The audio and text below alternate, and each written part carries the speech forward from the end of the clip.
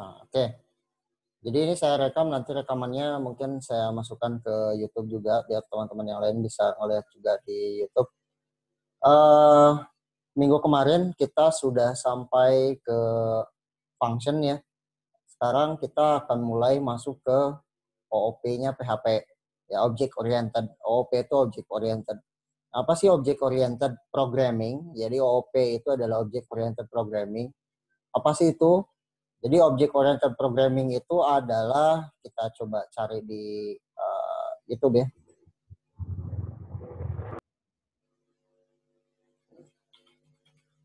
Object Oriented Programming. Ini ada bahasa Inggris.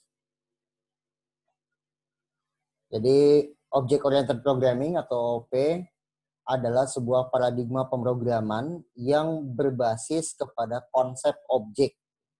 Jadi kalau misalnya sebelum-sebelumnya kita bikin program, bukan bikin program sih, belajar pemrograman dasar, itu cuma dasar aja ya.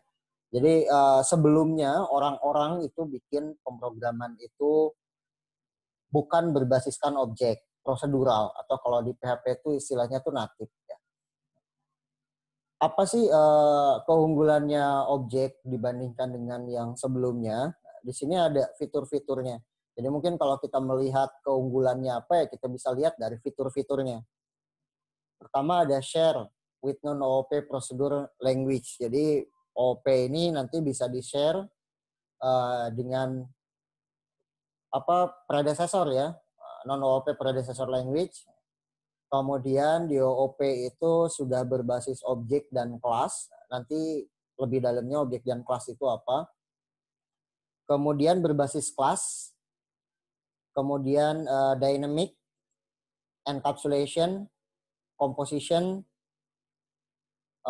inheritance, delegation, kemudian polymorphism, dan yang terakhir adalah open recursion.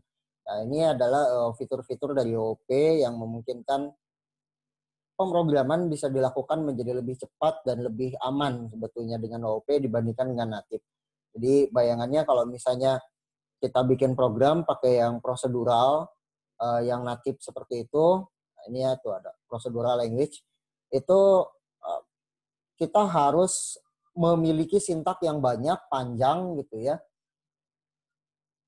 untuk membuat sebuah program yang handal, sisi keamanannya bagus, itu kompleks. Nah, tapi kalau misalnya menggunakan OOP itu lebih mudah lagi. Apalagi kalau misalnya nanti Anda sudah belajar dengan namanya analisa sistem, perancangan sistem, nanti Anda ketemu dengan UML, kelas diagram. Jadi bikin program itu akan lebih cepat. Jadi bikin program itu nanti hanya implementasi dari analisa dan desain. Ya, jadi ada analisa dan desain, implementasinya itu adalah dengan menggunakan OOP ini akan lebih mudah gitu ya, kalau dibandingkan dengan natif. Nah, itu mungkin sekilas tentang OOP-nya. Jadi OOP itu adalah Object Oriented Programming yang basisnya kepada objek. Objek itu sendiri apa sih? In computer science, di sini ada ya, kita klik aja objek. In computer science, an object can be a variable, a data structure, a function, or a method, and such as. And as such ya, dan lain sebagainya.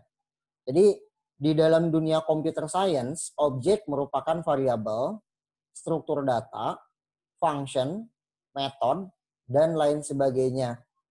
Itu adalah objek. Objek sendiri sebetulnya di dalam OOP itu merepresentasikan objek di dunia nyata. Jadi ketika bikin program itu orientasinya adalah ke objek. Jadi kalau dulu itu orientasinya ke prosedur. Nah, ini prosedurnya apa? Ini prosedurnya apa? Ini prosedurnya apa? Makanya disebut sebagai procedural programming. Misalnya ketika kita mau bikin aplikasi absen misalnya. Nah, maka yang ditanyakan adalah bagaimana sih caranya untuk absen itu, prosedurnya bagaimana prosedur absen. Tapi kalau di objek itu beda lagi. Di objek itu nanti kita ceritanya siapa saja objek yang terlibat di dalam absen itu. objek itu ngapain. Nah, itu orientasinya berbeda memang. Ya itu udah ya, OP-nya nggak usah bahas terlalu dalam karena mungkin nanti juga ada bahasan mata kuliah khusus yang membahas tentang tentang objek orientednya. Ini ada bahasa Indonesianya. Coba kita lihat bahasa Indonesianya seperti apa. Ini kalau bahasa Indonesianya, pemrograman berbasis objek merupakan paradigma pemrograman berdasarkan konsep objek yang dapat berisi data dalam bentuk field atau dikenal juga sebagai atribut, serta kode dalam bentuk fungsi atau prosedur atau dikenal juga sebagai metode. Nah, kebetulan kan kita sudah belajar variabel, kita sudah belajar function, gitu. Jadi variabelnya, atributnya kita udah tahu, cara mengimplementasikannya nanti atribut itu adalah variabel. Kemudian metode itu function. Semua data dan fungsi di dalam paradigma ini dibungkus ke dalam kelas-kelas atau objek-objek. Dibandingkan dengan logika pemrograman terstruktur, setiap objek dapat menerima pesan, memproses data, dan mengirim pesan ke objek lain. Kemudian di sini nih konsep dasarnya nih, kelas. Kumpulan atas definisi data dan fungsi. Terus ada objek, abstrak, enkapsulasi, polimorfis. Itu ini. Nah, sini ada nih PHP-nya juga. Ya. Sekarang kita coba bagaimana sih OOP-nya PHP. Kita searching aja OOP PHP. Nah, ini ada kan ya OOP PHP. Anda bisa lihat di baris pertama tuh ada dari With School, PHP, OOP, Classes and Object, atau intro ya, intro to PHP, intro to OOP aja nih. PHP, OOP. Nah. Jadi dulu ketika saya mengisyaratkan, memberitahu kepada Anda untuk menginstall PHP-nya atau PHP-nya, itu kan saya minta yang di atas PHP 5 ya, lebih bagus PHP 7 yang terakhir. Sebentar lagi by the way mau keluar PHP 8 ya. Jadi kalau kita buka situs resminya PHP, muncul itu. Kita php.net. Nah, ini situs resminya PHP.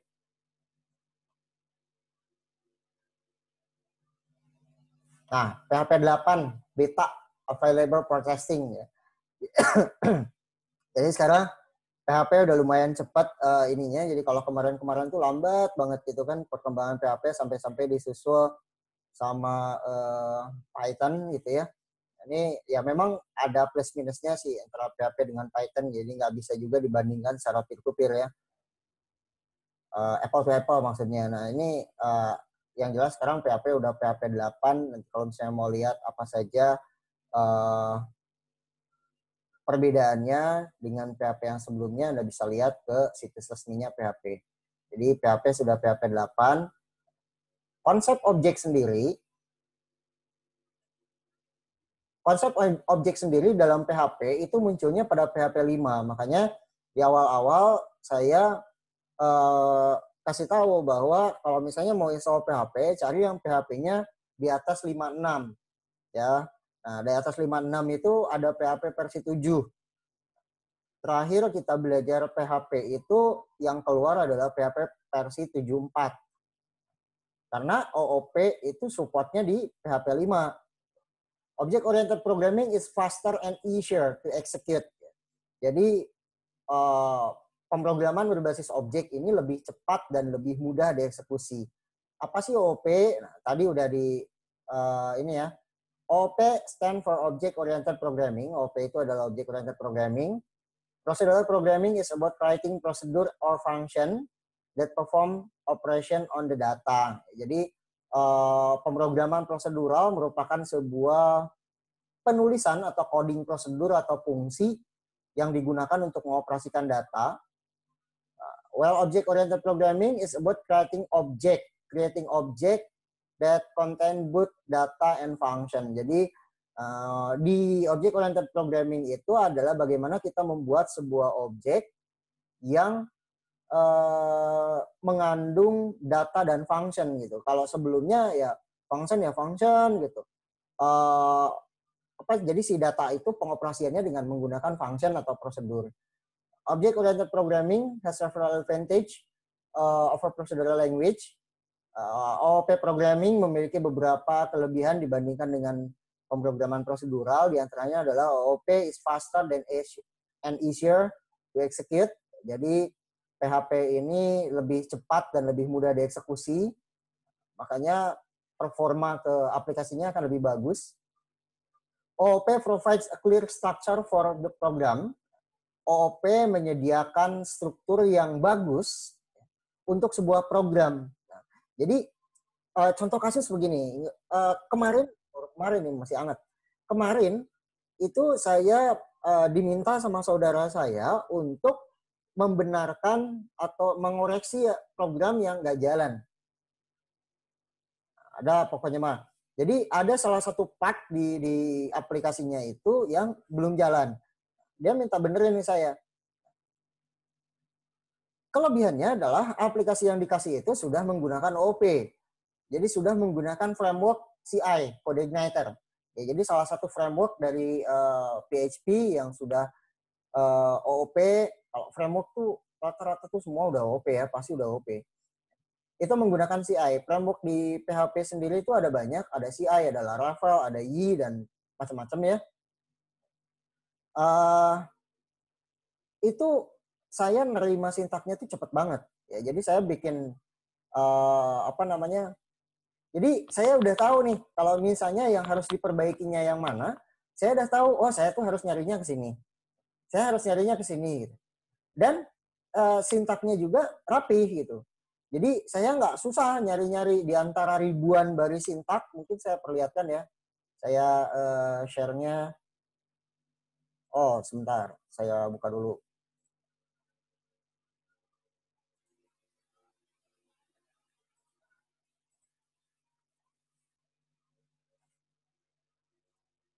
Saya buka dulu ininya.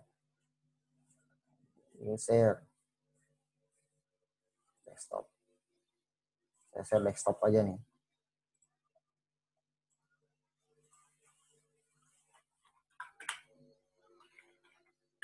Saya pakai Linux ya. Saya jalanin dulu Apache sama MySQL-nya. Ini saya kasih contoh-contoh aja nih.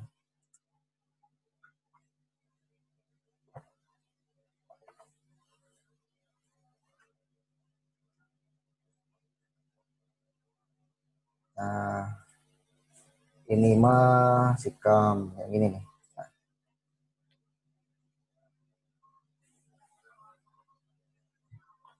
Jadi ini udah nyala belum? Oke, udah nyala.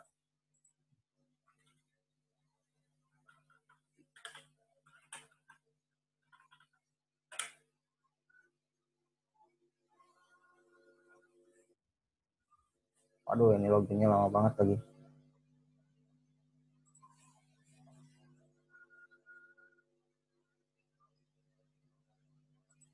Ini saya pakai Zoom-nya yang gratisan, jadi mungkin nanti akan logout sendiri, terus masuk lagi aja ya. Nah, jadi katanya bagian ini tuh masih belum nyimpan.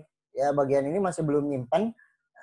Kalau misalnya menggunakan framework, menggunakan OOP, saya udah bisa tahu, oh ini alamatnya ada di kasir. Jadi saya tinggal cari aja di sini controllernya. Jadi saya cari di sini controller kasir. Nah, ini ada controllernya. Terus dia metodenya kemana nih? Ke order. Metodenya ke sini. Order. Di order tuh dia buka halaman mana? Nah, ini kelihatan nih. Oh, ini headernya, template-nya. Nah, ini kasir out. Tampilannya ada di kasir order. Berarti saya masuk ke view nanti. View kasir order. Nah, udah kelihatan. Jadi sintaknya tuh udah familiar gitu. Kemudian OOP helps to keep the PHP code dry. Don't repeat yourself. Jadi PHP itu membantu Anda untuk membuat kode yang tidak diulang-ulang. Ya, membuat kode yang tidak diulang-ulang. Karena PHP itu nanti sudah berbasis objek, ya OOP itu sudah berbasis objek pakai kelas. Kalau misalnya itu ada kelas yang sama, itu contoh-contohnya ada di sini. kalau kita ingin menggunakan kelas yang sama, itu kita nggak perlu nulis kode ulang. Makanya itu yang menyebabkan jadi cepat. Jadi kita tinggal panggil aja nanti kelasnya. And makes the code easier to maintain. Ya, dan membuat kodenya menjadi mudah untuk di maintenance. Jadi kalau menggunakan OOP, siapapun bisa dengan mudah. Kayak saya barusan ya, itu ketika misalnya saudara saya bermasalah nih halamannya, ketika dikasih ke saya, meskipun saya nggak tahu ininya seperti apa ya, analisisnya, desainnya seperti apa, ngelihat ini pakai framework itu gampang banget dibandingkan dengan misalnya saya punya ini yang non OOP. Wait, nah ini. Kalau ininya sih bawahnya OP. Jadi ini ada 2 aplikasi di sini. Nah ini. Saya close all dulu. Di sini. Ini yang anggota ini. Kalau kurang besar nanti bisa di ini ya, bisa di drag gitu kayak gambar digedein bisa. Jadi di sini ini tuh bukan pakai OP. Dan bukan pakai OP itu banget minta ampun, susah nyari-nyarinya kalau belum tahu. Ini teh kemana gitu larinya, kayak misalnya ini indeks. Indeksnya isinya gini. Aduh, gimana ini tampilannya? Kan bingung sendiri, pusing sendiri. Jadi nyarinya juga dulu itu waktu nyari ini tuh lama banget ya. Waktu nyari ini tuh lama banget. Kenapa? Karena ya karena prosedural tuh seperti itu. Nah, itu kelemahannya kalau misalnya pakai prosedural, makanya pakai object oriented gitu, solusinya. Jadi easier to modify, easier to debug ya. Jadi mudah dimodifikasinya juga, mudah didebug juga. OOP make it possible to create full reusable application with less code and shorter development time. Jadi OOP membuat kita memungkinkan untuk membuat sebuah aplikasi yang reusable, aplikasi yang nantinya bisa digunakan kembali karena berbasis kelas TA. Jadi kayak misalnya nih saya punya aplikasi, ini kan Sikam ya, Sikam. Terus saya juga ada punya di mana ya? Sini saya bikin baru deh, guys. Saya punya ini. Kan ada SMK-nya juga kan di CB itu.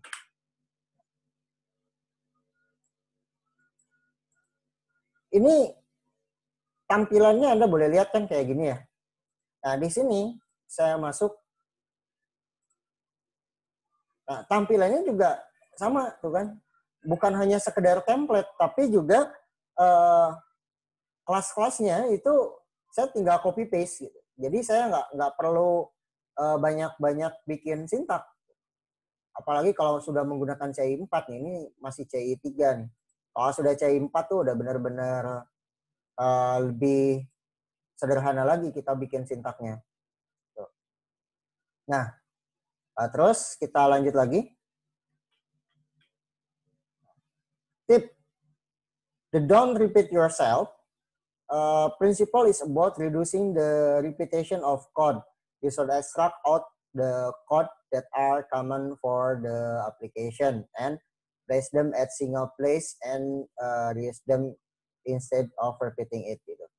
Nah, seperti itu ya kira-kira. Jadi jangan mengulang kembali kode. Artinya tuh kita ya meskipun cuman copy paste kan tetap ya sintak itu nanti akan dikompil sama programnya satu-satu sehingga nanti akibatnya ya akan membuat performa dari aplikasinya menjadi lambat. Nah, apa kemudian kelas dan objek? Nah, sini ada nih PHP. What are classes and objects? Classes and objects are the two main aspect of object-oriented programming. Jadi kelas dan objek ini merupakan dua aspek penting dalam object-oriented programming. Anda bisa lihat, look at the following illustration. Lihat ilustrasi di bawah ini. Jadi kita punya ada objek, ya. Kita lihat ke sini dulu ya, ke kanan dulu. Kita ada objek namanya apple, banana, mango. Nah, ini kan objek ya, objek. Nah, kelas itu merupakan fruit. Ini nih, fruit. Jadi apple itu adalah nama buah, banana itu buah, mango itu buah, gitu. Nah, contoh lain, misalnya contoh yang kedua, Anda bisa lihat di sini ya, ada objek Volvo, Audi, Toyota. Nah, itu adalah kelas dari sebuah mobil. Jadi mobil itu bisa punya objek Volvo, Audi, Toyota, di mana ini semua Volvo, Audi, Toyota ini memiliki ciri khas tertentu bahwa mereka adalah mobil. Artinya Volvo punya mesin, Audi punya mesin, Toyota punya mesin, kan gitu. Kemudian Volvo punya ban, Audi punya ban, Toyota punya ban. Kemudian Volvo ada catnya, Audi ada catnya, Toyota ada catnya. Ya nggak mungkin lah mobil dijual nggak pakai cat kan gitu. Nah, so a class, a template for object. Jadi kelas itu merupakan template bagi objek. Dan objek merupakan instance dari kelas. Nah, mengartikan instan ini agak, kalau diartikan ke bahasa Indonesia tuh agak rancu ya. Jadi sebaiknya nggak usah diartikan ke bahasa Indonesia. When the individual objects are created, they inherit all the properties and behavior from the class. Ketika sebuah objek dibuat, mereka akan membawa properti dan perilaku dari objek, dari kelasnya. Ya, tadi saya bilang bahwa mobil itu punya mesin, punya ban, punya cat. Nah, maka semua Volvo pasti punya, Audi pasti punya, Toyota punya juga gitu. But each object will have different values for the properties. Tetapi si objek-objek ini, ya, Volvo, Audi, Toyota itu juga bisa punya bisa punya properti yang berbeda juga. Kayak misalnya Volvo, apa yang membedakan antara Volvo dengan Audi? Apa yang membedakannya dengan Toyota? Misalnya country-nya. Volvo misalnya dari mana? Dari Inggris lah, nggak tahu saya. Audi misalnya dari mana? Negara mana? Toyota misalnya dari Jepang. Nah, seperti itu ya. Jadi lebih seperti itu kira-kira gambaran tentang OOP-nya PHP. Sampai sini, kalau misalnya ada yang mau ditanyakan, silahkan raise hand dan unmute.